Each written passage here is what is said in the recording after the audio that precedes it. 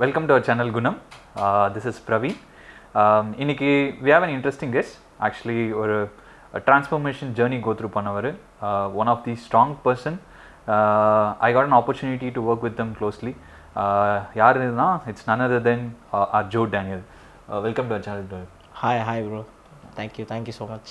I know நீங்கள் எந்த அளவுக்கு ஒரு டிரான்ஸ்ஃபர்மேஷன் பண்ணியிருக்கீங்க, லைஃப்பில் சேலஞ்சஸ் ஃபேஸ் பண்ணியிருக்கீங்க எனக்கு தெரியும். பட் இன்றைக்கி ஜென்ரலாக ஜோ டேனியல் அப்படின்னு யாராவது ஒருத்தர் கேட்டாங்கன்னா what do like how do like to introduce yourself? So நான் என்னை எப்படி இன்ட்ரடியூஸ் பண்ணுவேன்னா, நான் ஒரு fitness influencer and fitness content க்ரியேட்டராக தான் நான் இன்ட்ரடியூஸே பண்ணுவேன். ஃபிட்னஸ் இன்ஃப்ளூயன்சர்ன்ற வேர்டு ஏன் நான் யூஸ் பண்ணுறேன்னா, I am influencing people to do fitness activities. So அதுதான். அண்டு இதை தவிர்த்து வந்து பார்த்திங்கன்னா, எனக்கு சைடில் நிறையா நான் ஒர்க் பண்ணிகிட்ருக்கேன். நான் ஒரு மார்க்கெட்டிங் ஏஜென்சி வச்சுருக்கேன். அப்புறம் என்னோடய கோச்சிங் பிஸ்னஸ் இருக்குது. ஆனால் எல்லாமே ரொம்ப ஸ்மால் ஸ்கேலில் தான் பண்ணிகிட்ருக்கேன். ஏன்னா குவாலிட்டி ஆஃப் சர்வீஸ் ப்ரொவைட் பண்ணணும். இப்போ நிறைய பேர் எடுத்துகிட்டு நம்ம ப்ராப்பராக சர்வீஸ் ப்ரொவைட் பண்ண முடியலன்னா ரொம்ப கஷ்டமாக இருக்கும். ஸோ இதுதான் ஒரு fitness influencer and fitness content creator. இப்படி தான் நான் ரெப்ரசன்ட்டே பண்ணிப்பேன் எல்லாருக்கிட்டேயும். நைஸ். இப்போ நீங்கள் ட்ரான்ஸ்ஃபர்மேஷன் ஜேர்னி கோ த்ரூ பண்ணியிருந்தீங்க அப்படின்னு நம்ம சொல்லியிருந்தீங்க இல்லையா? ஸோ அந்த ட்ரான்ஸ்ஃபர்மேஷன் ஜேர்னி பற்றி கொஞ்சம் சொல்ல முடியுமா? What kind of transformation journey, fitness ரிலேட்டடாகவும் சொன்னீங்க. ஸோ என்ன பண்ணீங்கன்னு கொஞ்சம் சொல்ல முடியுமா? ஸோ நான் வந்து பார்த்தீங்கன்னா சின்ன வயசுலேருந்து ஒரு ஓவர் வெயிட் கிட் தான். ஓகே. ஓவர் வெயிட் கிட்னா like from the age of, எனக்கு தெரிஞ்சு நான் 6th படிக்கும்போது 60 kgs இருந்தேன் நான். அப்போ நான் ஹைட்டு ரொம்ப கம்மி, ஆனால் 6th படிக்கும்போது 60 kgs இருந்தேன். ஸோ அப்படியே 7th படிக்கும்போது 70 kgs, அப்படியே ரொம்ப கிராஜுவலாக வெயிட் இன்க்ரீஸ் ஆகிட்டே போச்சு. இதனால் வந்து பார்த்திங்கன்னா சின்ன வயசுலேருந்தே ஒரு ஒபீஸ் கிட்ட தான் என் சைல்டுஹுட்டு போச்சு, டீனேஜ் எல்லாமே அப்படியே தான் போச்சு. எங்கள் வீட்டில் என்ன நினச்சிக்கிட்டாங்கன்னா, இது ஒரு நார்மலான விஷயந்தான். ஏன்னா அவங்கள பொறுத்த வரைக்கும் என்னென்னா, ஒரு பையன் வந்து சப்பியாக இருக்கானா ஹெல்த்தியாக இருக்கான்னு அர்த்தம் அப்படின்னு சொல்லிட்டு இந்தியன் பேரண்ட்ஸை பொறுத்த வரைக்கும் அதான். ஒரு அன்ஹெல்த்தியான லைஃப் ஸ்டைல், ஃபுட்டு எதுக்கு சாப்பிட்றோன்னே சாப்பிட தெரியாது, சும்மா ஜாலியாக இருந்தால் ஃபுட்டு, சோகமாக இருந்தால் ஃபுட்டு, அப்புறம் வந்து டிவி பார்த்துட்டு ஃபுட்டு. ஸோ இப்படியே போய் என்னென்னு பார்த்தீங்கன்னா ஒரு டீனேஜ் ஃபுல்லாகவே ஒபீஸாக இருந்தேன். அட் தி ஏஜ் ஆஃப் 19 வந்து என்னென்னு பார்த்தீங்கன்னா ரொம்ப ஒபிசிட்டி ரொம்ப அதிகமாகி கிட்டத்தட்ட ஒரு 135-136 kgs கிட்ட வந்துட்டேன். ஆனால் வெயிட்டு பெருசாக மானிட்டர் பண்ணல, அதிகமாகவே இருந்திருப்பேன். ஆனால் என் ஹைட்டும் ரொம்ப கம்மி. நான் வந்து பார்த்தீங்கன்னா 5.3 தான். நான் 162 சென்டிமீட்டர்ஸ் தான் இருந்தேன் அப்போது. அப்போ வந்து பார்த்தீங்கன்னா இதுக்கப்புறம் என் லைஃப்பில் வந்து கண்டிப்பாக ஒரு பிரேக் த்ரூ வேணும். இதுக்கப்புறம் வாழவே லைக், ஏன்னா சுத்தமாக என்னையே எனக்கு பிடிக்கல. அந்த ஏஜ் 19 ஏஜில் வந்து பார்த்திங்கன்னா, நான் முன்னாடி வந்து 18 வரைக்கும் நான் வந்து சென்னையில் இருந்தேன். சென்னை தான் என் ஹோம் டவுனு. ஸோ சென்னையில் தான் நான் படித்தேன், ஃபுல்லாக அங்கே தான் இருந்தேன். நான் டிப்ளமோ படிக்கிற வரைக்கும் எனக்கு வந்து நல்ல செட் ஆஃப் ஃப்ரெண்ட்ஸ் இருந்தாங்க சென்னையில். ஸ்கூல் டைம்லேயும் வந்து நல்ல செட் ஆஃப் ஃப்ரெண்ட்ஸ் இருந்தாங்க. இன்னும் தான் என்னை போட்டு கிண்டல் பண்ணாலும் அவங்களுக்குள்ளேயே வச்சுப்பாங்க. ஸோ அவங்களோட கம்ஃபர்ட் ஜோனு அப்படியே மெயின்டைன் ஆகிருந்ததுனால எனக்கு அது சின்ன வயசுல அது ஒரு பெரிய இஷ்யூவாக தெரியல. ஆனால் எப்போ நான் வந்து க்ரோ அப் ஆகி ஒரு அடல்ட்ஹுட்டோட பிகினிங்குள்ளே போகிறேனோ அப்போ வந்து எனக்கு அது ரொம்ப கஷ்டமாக ஆரம்பிச்சிருச்சு. ஏன்னா நடக்கவும் ரொம்ப கஷ்டமாயிடுச்சு. என்னால் படிக்கட்டு ஏற முடியல, நிம்மதியாக தூங்க முடியல. நைட்டில் கூட தூங்கும்போது கூட ஒரு மாதிரி ப்ரீத்திங்கே ஒரு மாதிரி கஷ்டமாக இருந்தது. எந்த ட்ரெஸ்ஸும் வாங்கி போட முடியாது, எந்த ட்ரெஸ்ஸும் வாங்கினாலும் டைட்டாக இருக்கும், தைச்சி தான் போடணும். ஸோ நிறைய டிஸ்கம்ஃபர்ட்ஸ் இருந்தது. So at the age of 19 வந்து பார்த்தீங்கன்னா எனக்கு வந்து ஸ்கின் அலர்ஜின்னு சொல்லிட்டு டாக்டர்கிட்ட போனேன். அப்போ என்ன ஆச்சுன்னா, ஸ்கின் அலர்ஜின்னு டாக்டர்கிட்ட போனால் அங்கே வச்சு என்னை கிண்டல் தான் பண்ணிகிட்ருக்காங்க. நர்ஸு என்னென்னா ஏதோ பிளட் டெஸ்ட் ஏதோ எடுக்கணும் போல், இவன் கையில் வந்து நரம்பே தெரியல அப்படின்னு சொல்லிட்டு சொல்கிறாங்க. அந்த நர்ஸ் வந்து எனக்கு கேட்குது, எனக்கு அது ரொம்ப கஷ்டமாக இருந்தது அந்த பாயிண்டில். இன்னும் நரம்பு தெரியலனாங்க, நம்ம பிளட் டெஸ்ட் எடுக்க வந்திருக்கோம், இவனுக்கு நரம்பு கண்டுபிடிக்கிறதுக்கே ரொம்ப நேரம் ஆகுமே அப்படின்னு சொல்லிட்டு சொன்னாங்க. நான் ஒரு ஹாஸ்பிட்டலில் நான் பிளட் டெஸ்ட் எடுக்க போன இடத்துல நான் அந்த மாதிரி சொன்னாங்க. அது வந்து எனக்கு ரொம்ப கஷ்டமாக இருந்தது. ஸோ அந்த பாயிண்டில் வந்து நான் வீட்டில் வந்து தான் நினச்சி வருத்தப்பட்டேன். அந்த பாயிண்டில் நான் அதுவும் வெளியே காட்டிக்காமல் ஸோ சைலண்ட்டாக இருந்துட்டு வீட்டுக்கு வந்துடுவோம். வீட்டில் வந்து ரொம்ப கஷ்டமாக இருந்தது. அப்போது டாக்டர்கிட்ட போன ஸ்கின் அலர்ஜின்னு போனதுக்கு வந்து அவர் என்ன சொன்னார்னா, இது வந்து ஸ்கின் கேன்சரோட ஸ்டார்டிங்காக கூட இருக்கலாம்னு சொன்னார். ஏன்னா உடம்புல வந்து 70 kg பாடி ஃபேட் இருந்தது. ஓகே. பாடியோட காம்போசிஷனில் ஃபேட்டு மட்டுமே 70 kg இருந்தது. ஸோ அவர் வந்து அப்படி சொன்னார். ஸோ இது வந்து வாய்ப்பு இருக்குது, ஸ்கின் கேன்சரோட வாய்ப்பாக இருக்கக்கூட வாய்ப்பு இருக்குது அப்படின்னு சொல்லிட்டு அந்த பாயிண்டில் வந்து எனக்கு என்ன தோணிடுச்சுன்னா, ஓகே நம்மளுக்கு வந்து அவ்வளோதான், நம்ம டைம் வந்துருச்சு. இதுக்கப்புறம் இப்போ வந்து சின்ன வயசில் நம்ம சந்தோஷமாக இருந்துட்டோம், இதுக்கப்புறம் நம்ம லைஃப்பை லீட் பண்ணுறதுக்கே ரொம்ப கஷ்டமாக இருக்குது.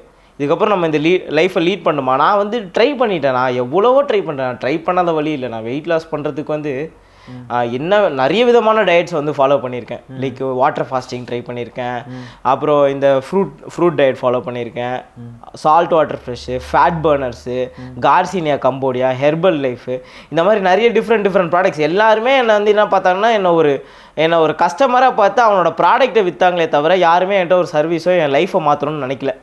ஸோ இந்த மாதிரி நிறைய விஷயத்தில் வந்து நான் பாதிக்கப்பட்டு எல்லாமே எதுவுமே ஒர்க் அவுட் ஆகலை. ஒருவேளை என் தலையெழுத்தே இப்படி தான், என் ஜெனட்டிக்ஸே இப்படி தான் நினச்சிட்டு நான் வந்து உடஞ்சி போய் நின்ன காலம். அப்போ வந்து என்ன பார்த்தீங்கன்னா 2019 வந்து என் பர்த்டே வந்துச்சு. ஸோ அதுக்கு வந்து என்னன்னா அன்றைக்கி வந்து நான் சுத்தமாக முடியல, நான் அழுதுட்டேன், ஃபுல் டே அழுதுட்டு தான் இருந்தேன். எனக்கு பிடிக்கவே இல்லை, நான் ஏன் இதுக்கப்புறம் வாழணும்னு சொல்லிட்டு நான் எங்கள் வீட்டிலே போய் ஒரு சூசைட் லெட்டர் கொடுத்துட்டேன். எனக்கு இந்த மாதிரி ஒரு பெயின்லெஸ் டெத் வேணும், ஏன்னா இது வரைக்கும் நான் வாழ்க்கையை நான் சந்தோஷமாக வந்துட்டேன், அதனால் மாற முடியல, நான் ட்ரை பண்ணி ஒரு ஃபெயிலியராக இருக்கேன் இந்த பாயிண்டில், இதுக்கப்புறம் என்னால் சேஞ்ச் பண்ண முடியல அப்படின்னு நானே சொல்லிவிட்டு இப்படி நானே சொல்லிட்டு நான் எங்கள் வீட்டில் நான் போய் அந்த லெட்டரை கொடுத்துட்டேன். ஸோ எங்கள் வீட்டில் நான் அந்த லெட்டரை கொடுத்தோன்னே என்ன ஆச்சுன்னா எங்கள் அம்மாவுக்கு வந்து ரொம்ப ஒரு மாதிரி ஆகிட்டாங்க. எங்கள் அம்மாலாம் தலையில் அடிச்சுட்டு அழுவ ஆரம்பிச்சிட்டாங்க. ஏன்னா நீ என்னடா உன் வாழ்க்கையை முடிச்சுக்க போயிட்ட, என் பிள்ளைய நான் அதுக்கான வளர்த்த கஷ்டப்பட்டு சின்ன வயசுலேருந்து எல்லா அம்மா அப்பாவும், எங்கள் அப்பாவும் அதே மாதிரி தான். ஸோ அதுக்கப்புறம் என்ன பண்ணாங்கன்னா, நீ வந்து எங்கள் அம்மா என்கிட்ட சொன்ன விஷயம் என்னன்னா, நீ வாழ்க்கையை முடிவு பண்ணிட்டேன், நீ ஏன் ட்ரை பண்ணக்கூடாது, நீ எண்டுன்னு சொல்கிற, இந்த எண்டுன்னு நீ முடிவு பண்ணிட்டேன், இந்த எண்டுக்கு ஏன் நீ ட்ரை பண்ணக்கூடாது அப்படின்னு தான் சொன்னாங்க. நீ எவ்வளோ நாள் டைம் எடுத்துக்கோ அப்படின்னு சொன்னாங்க. அப்புறம் லைக் வெளியிலலாம் போக வச்சாங்க, லைக் ஒரு கோச்சிங்கில் ஜாயின் பண்ணி விட்டாங்க. அப்போ வந்து பார்த்திங்கன்னா லாக்டவுன் வேறு போட்டாங்க. லாக்டவுன் வேறு போட்டதுனால என்ன ஆயிடுச்சுன்னா, சரி ஓகே ஆரம்பித்த 3 மாதத்துலேயே வந்து பார்த்திங்கன்னா ஸ்லோவான ப்ராக்ரஸ் தான், ரிசல்ட் தெரில. ஆனால் என்னோடய பாயிண்ட் இருந்ததுன்னா அப்போது ஒரு மைண்ட் செட் க்ரியேட் பண்ணிக்கிட்டேன். என்னென்னா இங்கே ஒரே நாளில் எல்லாம் மாறாது, ஆனால் எல்லா பெரிய மாற்றமும் ஒரு நாள்லேருந்து தான் ஆரம்பிக்கும். ஸோ எல்லா நாளும் நான் ஏதாவது முயற்சி பண்ணணும், எல்லா நாளுமே நான் வந்து ஒரு சொட்டு இல்லைனா 1 சென்டிமீட்டர் நான் ட்ரை பண்ணணும். எனக்கு புரியுது என் வாழ்க்கை வந்து ஒரு 100 கிலோமீட்டர் ரேஸு, ஆனால் இங்கே எல்லா நாளுமே எல்லா சென்டிமீட்டரும் மேக் கவுண்ட்ஸ் தான். ஏன்னா எந்த ஒரு கிலோமீட்டருமே அந்த சென்டிமீட்டர் இல்லாமல் வராது. ஸோ அப்படின்னு சொல்லிட்டு ஒரு நாளும் நான் ட்ரை பண்ண ஆரம்பித்தேன். ஃபுல்லாக இன்ஜுரி ஆச்சு, நிறையா மசில் வீங்கும், கால் வீங்கும், காலில் நீர் தேங்கும், நைட்லலாம் வந்து அழுவேன். ஏன்னா நான் ட்ரை பண்ணிட்டு தானே இருக்கேன், நான் ஏன் மாற மாட்டேன், ஏன் என் லைஃப் வந்து ஃபேராக இல்லை, என் வயசில் பசங்களாம் அது ஜாலியாக இருக்கானுங்களே, எல்லாம் அவங்களுக்கு பிடிச்ச மாதிரி ட்ரெஸ்ஸிங் போடுறாங்க, அவங்களால ஓட முடியுது, நடக்க முடியுது. நான் அதே நேரத்தில் இன்னொரு பெரிய எனக்கு பிரச்சனை என்னென்னா, நான் யாரையுமே போயிட்டு மனசை கஷ்டப்படுத்துகிற மாதிரி ஒரு வார்த்தையும் சொல்ல மாட்டேன். ஆனால் என்னை பார்க்குறவங்கலாம் மற்றவங்க சிரிக்கணும்னு சொல்லிட்டு என் மனசு கஷ்டப்படணும்னு சொல்லிட்டு அந்த மாதிரி ஒரு காமெடியை தான் பண்ணுவாங்க. எப்படின்னா என்னோட அப்பியரன்ஸ் பேஸ் பண்ணி என்னை கிண்டல் பண்ணி நிறைய இன்சிடென்ட்ஸ் அதெல்லாம் ரொம்ப அதிகமாக இருக்குது. லைக் ஏன்னா ஒரு நாளைக்கு ஒன்று நடக்கும், எல்லா இடத்துலையும் ஒன்று நடக்கும், எங்கே போனாலும் சின்ன இடத்தா இருந்தாலும் சரி. என்னன்னா அவங்க அந்த இடத்துல ஒரு காமெடியை பதிவு பண்ணுறதுக்காக என் மனசை கஷ்டப்படுத்துகிற மாதிரி ஒரு விஷயத்த சொல்லிடுவானுங்க. அதெல்லாம் வந்து கேட்டுட்டு சரி ஓகே நம்ம அதெல்லாம் எப்போ நான் கேட்டுட்டு வந்துடுவேன். ஆனால் வீட்டில் போய் நைட்டு தூங்கும் போது தான் எல்லாமே ப்ளே ஆகும். ஸோ ப்ளே ஆகும்போது அது மனசு ரொம்ப கஷ்டமாக இருக்கும். ஸோ மனசு என்னடா இது, நம்ம யாருக்குமே கெடுதல் நினைக்கல, நம்மளை போட்டு கஷ்டப்படுத்திட்டு இருக்காங்களே, நம்மளும் ட்ரை பண்ணிட்டு தான் இருக்கோம் மாறுறதுக்கு. ஏன்னா எனக்கு நினைவு தெரிஞ்சு நான் வந்து 4th ஸ்டாண்டர்ட்லேயே ஆரம்பிச்சிட்டேன் வெயிட் லாஸ் பண்ணுறதுக்கு. சொல்ல போனால் நான் ட்ரை பண்ணிட்டு தானே இருக்கேன், ட்ரை பண்ணுறவனே மறுபடியும் வந்து கஷ்டப்படுத்தலாம். அதெல்லாம் இருந்தாலும் சரி நம்ம பண்ணுவோன்னு சொல்லிட்டு ப்ராக்ரஸ் ஆரம்பித்தது தான். கொஞ்சமாக பண்ணேன் நான். அப்புறம் நிறைய அண்டர்ஸ்டாண்ட் பண்ண ஆரம்பித்தேன். லைக் என் ப்ராசஸை நான் அண்டர்ஸ்டாண்ட் பண்ண ஆரம்பித்தேன். லைக் எந்த இடத்துல நான் தப்பு பண்ணுறேன் ட்ராக் பண்ண ஆரம்பித்து கொஞ்சம் இன்னும் நிறைய R&D பண்ணி பேசிக்காக நாலேஜ் கெயின் பண்ணி ஒரு நார்த் இந்தியாவில் ஒரு கண்டென்ட் கிரியேட்டர் ஒருத்தர் இருப்பார், இந்த அபிஷேக் ஜோஷி, இது டயட் ஸ்டோரின்னு சொல்லிட்டு இப்போ அவர் வீடியோஸ் போடுறது இல்லை. அப்போது அவர் வந்து லைக் ரொம்ப பாப்புலரான கிரியேட்டரில் இல்லை, 7K 10K ஃபாலோவர்ஸ் தான். அவர் சொல்லி கொடுத்த சில விஷயங்கள் அப்படி ஆரம்பித்தது தான் அன்றைக்கி ஆரம்பித்து. ஸோ இன்றைக்கி நாள் வரைக்கும் ஒர்க் அவுட் பண்ணிகிட்ருக்கேன். அப்புறம் ட்ரான்ஸ்ஃபார்ம் ஆகி சேஞ்ச் ஓவர் ஆகி அப்புறம் அந்த நர்ஸு சொன்னது தான் ஞாபகம் வரும், என்னப்பா கையில் நரம்பு தெரியலன்னு சொல்லிட்டு, உங்களுக்கு நான் எந்த இடத்துல நரம்பு எடுத்து காட்டணும் அப்படின்னு தான் எனக்கு தோணும். இப்போ அதெல்லாம் தோணும், ஆனால் அதெல்லாம் போய் சொல்ல முடியாதுல்ல. அதான் யாரையுமே லைக் ஒரு கரண்ட் சுச்சுவேஷனை வச்சு ஜட்ஜ் பண்ணக்கூடாது. அதே நேரத்தில் கரண்ட் சுச்சுவேஷனை வச்சு ஜட்ஜ் பண்ணக்கூடாது. ஏன்னா எல்லாருக்குமே ஒரு பொட்டென்ஷியல் இருக்கும். ஸோ ஒருத்தரை கஷ்டப்படுத்துகிற மாதிரி எதுக்கு தேவையில்லாம போய் பேசிட்டு. கரெக்டு தான். அப்படியே போச்சு ப்ராக்ரஸ்ஸு, இன்றைக்கி நாள் வரைக்கும் அப்படியே போயிட்டு. நைஸ். நீங்கள் வெயிட் வந்து லாஸ் பண்ணேன்னு சொன்னீங்க. சிக்ஸ்த்து ஸ்டாண்டர்ட் படிக்கும்போது 60 kgs இருந்ததா சொன்னீங்க. நீங்கள் அதிகமாக எவ்வளோ வெயிட் கெயின் பண்ணியிருந்தீங்க? இப்போ உங்களோட கரண்ட் வெயிட் என்னன்னு தெரிஞ்சுக்கலாமா? என்னோட ஹையஸ்ட் வெயிட் கெயின் வந்து பார்த்தீங்கன்னா 136 வரைக்கும் என்கிட்ட ஃபோட்டோஸ் இருக்குது. லைக் நான் 136 வரைக்கும் நான் வெயிட் போனதுக்கு என்கிட்ட ஃபோட்டோஸ் இருக்குது. ஓகே. அதுக்கு மேலேயே இருந்திருக்கலாம். ஏன்னா நான் ஒரு பாயிண்ட் மேலே வெயிட் பார்க்கல, ரொம்ப டிப்ரெஸ் ஆகிடுச்சு. டிப்ரெஷன் ஆக ஆரம்பிச்சிச்சு வெயிட் பார்க்கும்போது. நான் லோயஸ்ட் வந்து பார்த்தீங்கன்னா 68 kgs 67 kgs வரைக்கும் போயிருக்கேன் நான். 67 kgs. ஆமாம். இப்போ வந்து மறுபடியும் ப்ரெப்பில் இருக்கேன். ஸோ அடுத்து ஒரு கட் பிளான் பண்ணியிருக்கேன். ஏன்னா அடுத்து எனக்கு ஷோ இருக்குது, எனக்கு கோவாவில் ஷோ இருக்குது. ஸோ அதுக்கேற்ற மாதிரி நான் ப்ரிப்பேர் ஆகிட்டு இருக்கேன். ஸோ அதில் ஆமாம், நான் லூஸ் ஸ்கின்க்குன்னு ஒரு தனி கேட்டகரி இருக்குது. லைக் வெயிட் லாஸ் பண்ணவங்களுக்கே ஒரு ஸ்பெஷலைஸ்ட் கேட்டகரி. ஸோ ஹைதராபாத்தில் ரீசெண்டாக ஒரு ஷோ நடந்தது. அதில் வந்து நான் தான் இந்தியாவிலே வந்து நான் ரெப்ரசன்ட் பண்ணி ஹையஸ்ட் வெயிட் லாஸ் வந்து நான் தான். ஸோ ஆனால் எல்லாருக்குமே ஃபஸ்ட் ப்ரைஸ் கொடுத்தாங்க. ஓகே, ஆனால் அடுத்த வாட்டி வந்து ப்ரைஸிங் இருக்குன்னு சொல்லியிருக்காங்க. ஸோ அதுக்கேற்ற மாதிரி இன்னும் நல்லா கண்டிஷனாக ப்ரிப்பேர் ஆகணும்னு சொல்லிட்டு ட்ரான்ஸ்ஃபர்மேஷன். ஆமாம், ட்ரான்ஸ்ஃபர்மேஷன் கேட்டகரி. ஆமாம். இன்ட்ரெஸ்டிங். ஓகே, நீங்கள் வந்து இந்த ட்ரான்ஸ்ஃபர்மேஷன் ஆரம்பிக்கிறதுக்கு முன்னாடி உங்களை சுற்றி இருக்க ஃப்ரெண்ட்ஸ்லாம் சம்டைம்ஸ் அவங்களுக்கு தெரியாமல் சில டைம்ஸ் ஹர்ட் பண்ணியிருப்பாங்க, அவங்களுக்கு தெரிஞ்சே கூட உங்களுக்கு ஹர்ட் ஆகிருக்கும், உங்கள் ஃபீலிங்ஸ் ஹர்ட் ஆகிருக்கும்.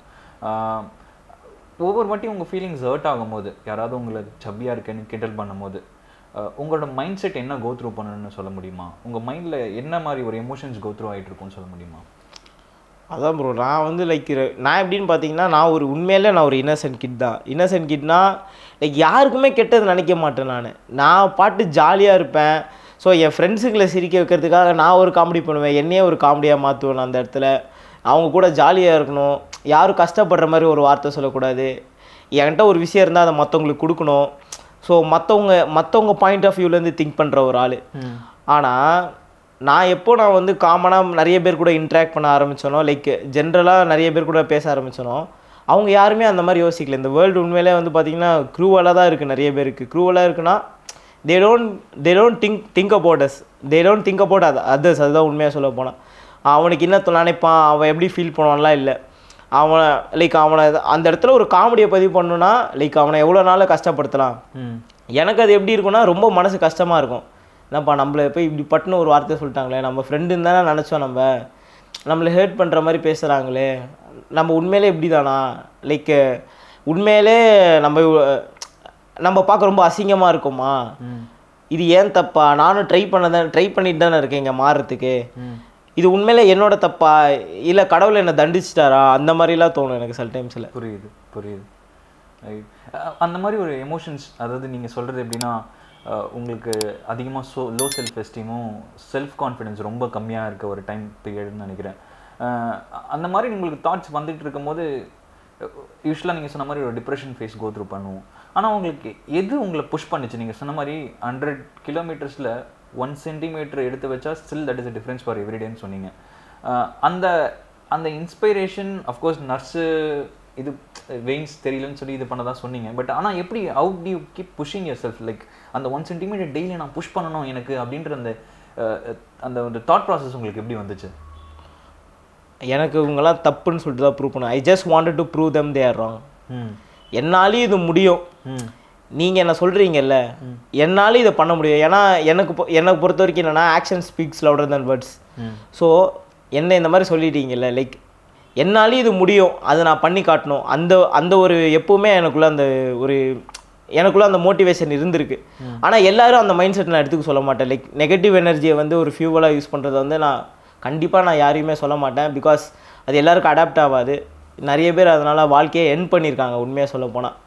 ஸோ நான் ஏன் இதை பண்ணேன்னா, நான் வந்து மென்டலி ஸ்ட்ராங், என்னோடய பொட்டென்ஷியலில் நான் ப்ரூவ் பண்ணுறதுக்காக தான் நான் மெயினாக பண்ணது. என்னாலையும் முடியும், அதுக்காக தான் மெயினாக பண்ணுது.